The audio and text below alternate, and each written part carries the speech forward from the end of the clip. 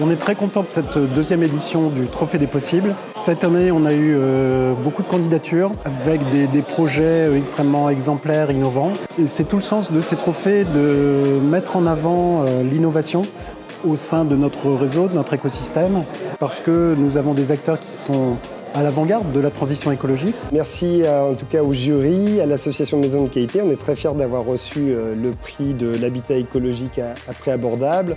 Pour nous, c'est une vraie récompense de tous les efforts qu'on a produits depuis plusieurs années et du coup, ça nous motive d'autant plus à poursuivre. Rien que le nom en fait du trophée habitat écologique à coût abordable, c'est les deux valeurs premières d'ICO. L'objectif, c'est aussi d'échanger, de partager ces innovations auprès de notre réseau pour que chacun en tire des inspirations pour nourrir leur propre démarche d'innovation et puis aussi pour mettre en œuvre certaines solutions qui seront proposées lors de ces trophées. C'est important dans ce contexte très tendu, évidemment, sur le marché de l'immobilier, de continuer à innover.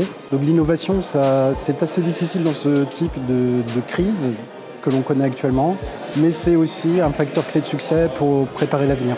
Alors moi je suis très fier d'une part de représenter la SCAB et de pouvoir et d'avoir eu le droit de recevoir ce trophée. On a une solution alternative, donc je suis très fier d'avoir été récompensé pour ça.